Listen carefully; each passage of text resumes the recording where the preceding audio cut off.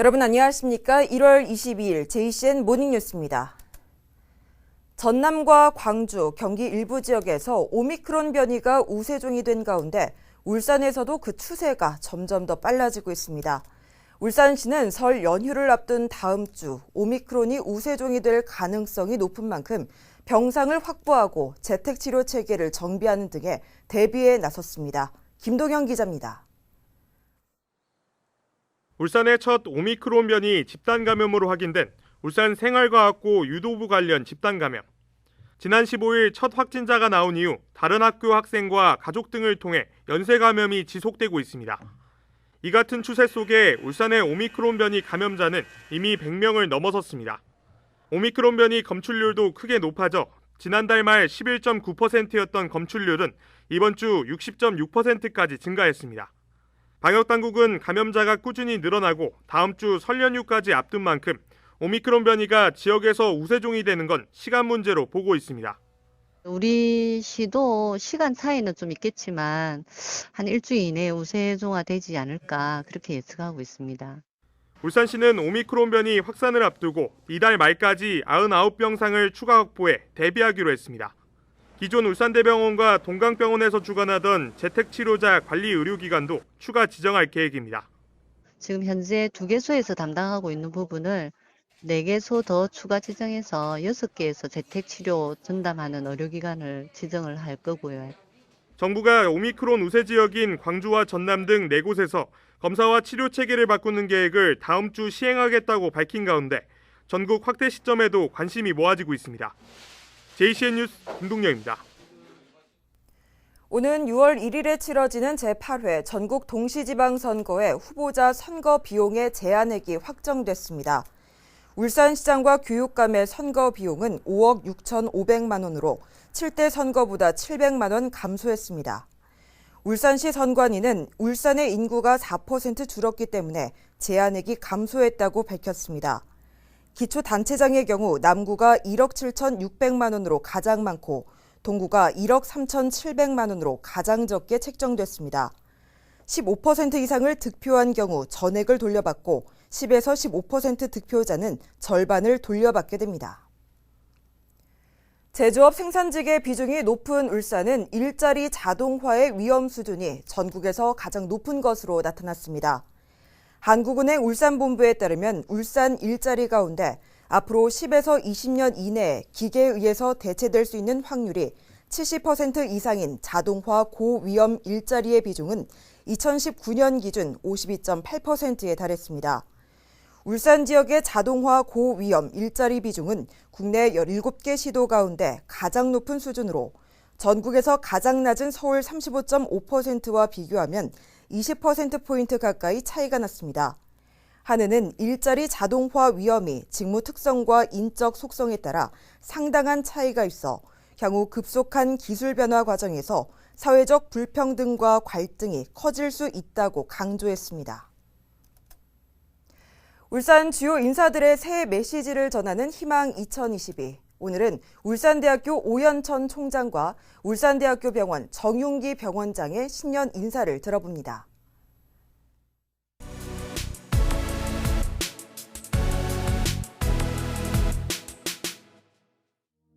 울산 시민 여러분, 2022년 이민년 새해를 희망의 한 해로 만들어 갑시다. 우리 모두 긍정의 자세로 어떤 어려움도 슬기롭게 헤쳐나갈 수 있고 행복의 여정을 이어나갈 수 있습니다. 울산 시민의 성원으로 성장해온 울산대학교는 미래 인재 양성과 선도 연구에 헌신함으로써 우리 지역의 보배가 되는 학문의 전당으로 거듭나겠습니다. 새해 시민 여러분의 건강과 행복을 기원합니다. 존경하는 울산 시민 여러분, 반갑습니다. 울산대학교 병원 병원장 정윤기입니다. 지난해 코로나19 팬데믹이라는 유례없는 상황 속에서 얼마나 고생 많으셨습니까? 심심한 위로의 말씀을 드립니다. 지난 2년 국공립 의료기관 하나 없는 울산이 그 어느 지역보다 코로나19를 모범적으로 관리할 수 있었던 것은 의료기관과 방역당국의 노력도 있었지만 성숙한 시민의식이 가장 큰 역할을 하였다고 생각하며 감사하다는 말씀과 함께 경의를 표합니다. 새해에도 저희 울산대학교 병원은 울산 지역을 담당하는 감염병 거점 전담병원으로서 코로나19로부터 시민의 건강과 생명을 지키기에 최선을 다하겠습니다. 또한 울산 유일의 상급종합병원으로서 중증 환자 진료에 차질이 없도록 만전을 기하겠습니다. 울산 시민 여러분, 새해 복 많이 받으십시오.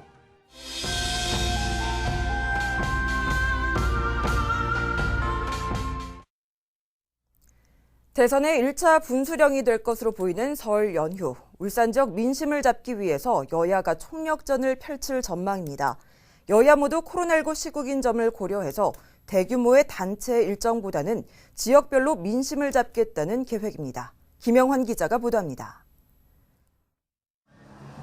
대통령 선거 전 명절인 설 연휴를 앞두고 지역 여야가 민심 잡기에 총력을 기울일 것으로 보입니다.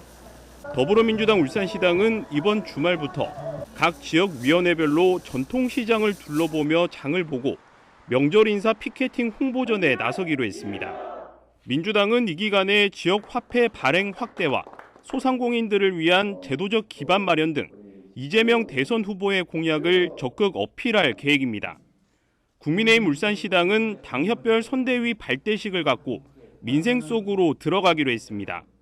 남구 갑과 중구 당협을 시작으로 다음 주까지 당협별 선거대책위원회 구성을 마무리할 예정입니다.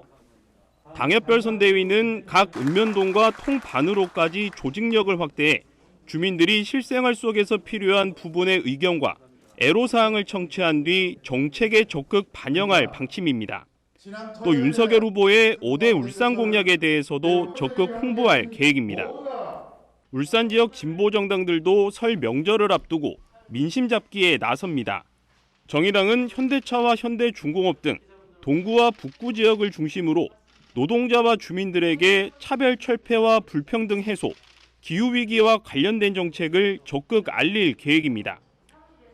진보당도 동구와 북구 지역 전통시장을 돌며 서민의 삶을 챙기는 민생정치 실현을 알리며 시민과 노동자들에게 다가갈 예정입니다. 진보당은 오는 24일 기자회견을 통해 김종훈, 이생환, 박문옥 등 지방선거 2차 출마 후보 선출 결과도 발표할 계획입니다. JCN 뉴스 김용환입니다. 울산시가 어제부터 다음 달 2일까지 13일간 설 연휴 특별 방역 대책을 시행합니다. 울산시는 백화점과 대형마트 등 유통매장 62곳과 전통시장 48곳을 대상으로 출입자 명부 관리를 권고하고 대기 인원을 20명 이하로 운영하도록 하는 등 방역 점검을 강화합니다. 자가격리자는 24시간 모니터링을 실시하고 무단 이탈 또는 격리 거부자 발생 시 무관용 원칙을 적용해서 경찰에 즉시 고발할 방침입니다. 연휴 기간에도 선별진료소와 임시 선별검사소는 정상적으로 운영됩니다. 울산시 교육청이 설 명절을 앞두고 청렴 위반 주의보를 발령했습니다. 이 발령은 설 명절을 앞두고 발생할 수 있는 청렴 위해 요소를 사전에 차단하기 위한 것으로 청탁금지법과 공무원 행동강령 준수, 정치적 중립 의무 위반 행위 등이 집중 점검 대상입니다.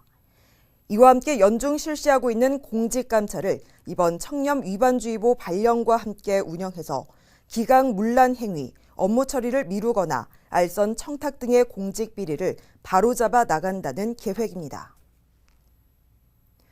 울산시가 설 연휴 동안 환경오염 행위 특별 감시 활동에 나섭니다.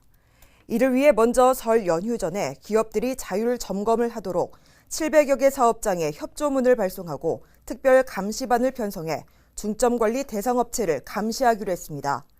또 설 연휴 기간에는 종합 상황실을 설치해 상수원 수계와 산단 주변 등을 대상으로 현장 감시 활동을 벌입니다.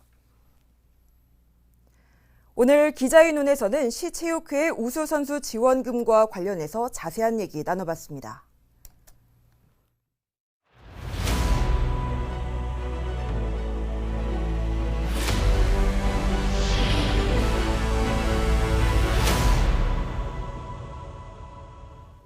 네, 울산시 체육회가 구군 실업팀에게 지원해주는 4억 원 상당의 우수선수 지원금에 대해 칼을 빼들었습니다. 그동안 형평성과 이중 지원 문제가 지속적으로 제기돼 왔는데요. 이에 울산시 체육회가 보다 많은 선수들이 이 혜택을 받을 수 있도록 우수선수 지원금 제도 개선에 나섰는데 이 지원을 받고 있던 기존 실업팀에서는 선뜻 반기지 않고 있는 상황입니다. 이와 관련해 박정필 기자와 얘기 나눠보겠습니다. 네, 박 기자. 네. 먼저 이 시체육회에서 지원하고 있는 우수선수 지원금 제도, 이 제도에 대해서 설명을 해주시죠. 네, 울산시를 대표해 전국체육대회에 출전하는 선수들에게 경기력 향상 육성비를 지원하는 제도인데 지난 1997년 광역시 승격 이후 현재까지 연간 4억 원가량이 지원이 되고 있습니다. 네, 연간 4억 원가량. 네. 그러면 현재 울산에서 몇 개의 실업팀이 각각 얼마나 지급받는지 지원금 지급 현황은 어떻게 되죠? 네, 모두 5개 종목의 25명의 선수들에게 지원이 되고 있습니다. 남구청의 양궁 3명과 레슬링 4명, 네. 북구 사격 8명, 그리고 울주군 볼링 4명, 씨름 6명 등 모두 25명의 선수에게 지원이 되고 있는데 전국체육대회나 전국 규모 대회 성적에 따라 개인별로 차등 지원이 되고 있습니다. 성적이 높은 선수들에게 지급이 되고 있다는 네. 거죠. 네, 그러면은 현재 남구 레슬링팀, 그리고 북구 사격팀, 울주군 씨름단과 볼링팀에 지원을 하고 있는 상황인데 울산에는 이 외에도 다른 종목의 실업팀이 굉장히 많은 걸로 알고 있거든요. 이 우수선수 지원금을 받지 못하는 실업팀은 얼마나 돼요? 울산시와 시체육회 소속 실업팀 우수선수 지원금 대상에서는 제외가 된 상태인데요. 네. 울산시청 육상과 사이클, 역도 등 5개 실업팀과 체육회 소속 여자 볼링팀, 근대 5종, 수영 등 6개 실업팀이 해당이 됩니다. 이 때문에 우수선수 지원금 지급의 형평성 문제가 지속적으로 제기돼 왔습니다. 네, 어떻게 보면 시청이나 체육회 소속 실업팀 선수인데 이 지원금 대상에서 제외된 경우도 있고 네. 또 실업팀 선수 중에 일부는 지원금 외에 또 연봉까지 받고 있는 이런 상황이더라고요. 그래서 이중 지원이나 형평성 논란이 좀 있을 것 같은데 이 울산시 체육회가 지원금 제도를 좀 어떻게 개선하려고 합니까? 네, 그동안 전국 체육대회에 참가하는 대학부와 일반부 선수에게 지원금을 지원해 왔는데 네. 이 부분을 개선해서 체육 영재 발굴 시스템을 도입하고 연계 육성 가능한 실업팀을 창단하는 등 학생 선수들의 경기력 향상에 도움이 될 수 있도록 할 계획이었습니다. 그리고 특정 종목에 편중돼 지급되던 지원금을 보다 많은 선수들에게 보편적으로 지급하면서 네. 선수들의 장비 구입비와 훈련비 등 지원을 통해 경기력 향상에 도움을 주기 위해 개선하기로 했습니다. 네, 이 지원금을 보다 좀 많은 선수들에게 나눠주자 하는 소식은 기존에 이 지원금을 받고 있는 실업팀에게는 그닥 반가운 소식은 아닐 것 같은데요. 네, 당연히 반길 이유는 없죠. 네. 각국은 실업팀에서는 다른 시각 차이를 보이고 있는데 예를 들면 북구 사격팀의 경우 선수들은 연봉제가 아닌 호봉제로 하다 보니 상대적으로 연봉제보다 낮은 급여를 받고 있기 때문에 네. 지원금은 꼭 필요하고요. 연봉제 실시 실업팀의 경우도 100% 공감하지는 않고 있는 입장입니다. 왜냐하면 우수선수 지원금은 선수들에게 개인 장비 구입비나 훈련비 등 경기력 향상을 위해 지원돼 왔는데 네. 지금까지 갑자기 지원금을 끊게 된다면 그만큼 선수들의 지출이 늘어날 수밖에 없기 때문에 각국은 실업팀의 입장에 따른 시각의 차이는 있지만 선뜻 반기지는 않고 있는 이유입니다. 그러면 이제 부족한 비용은 사비로 해야 되는 거잖아요. 그렇죠. 네. 이런 상황에서 지난달 22일 시체육회에서 경기력 향상 위원회를 열었습니다. 다시 이 지원 방안을 결정한다고 했는데 결과는 어떻게 나왔나요? 네, 회원 종목 단체별 고등학교와 대학교 일반 선수에 대해서도 전국 체육대회나 전국 규모 대회에서 개인별 성적에 따라 지원 범위를 결정했으며 네. 구군 실업팀 지원에 대해서는 구군별 입장과 상황을 해당 구군청 관계자와 지도자의 의견을 위원회에서 직접 듣고 수렴한 후 검토해서 위원회에서 결정해서 지원하기로 했습니다. 최근 시체육회에서 관리하는 실업팀을 제외하고 전 회원 종목별 단체의 지원 요청이 있을 경우 네. 경기력 향상위원회에서 개인별 대회 성적을 검토한 후 지원 여부를 결정해 지원하고 있다고 합니다. 보다 좀 투명하게 이 지원 대상을 결정하겠다라는 말이죠. 네, 그렇습니다. 예.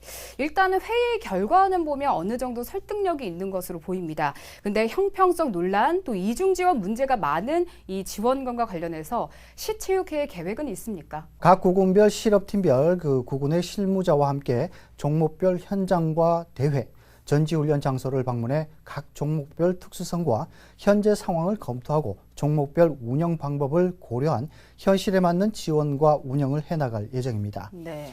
또 각 구군별 차기 연도 예산 편성에 종목별 운영비가 반영될 수 있도록 담당 부서와 논의하고 시체육회의 지원 부분에 대해서도 구군 실업팀 자체적인 예산 확보를 통해 운영할 수 있도록 의견을 제시할 계획입니다. 네.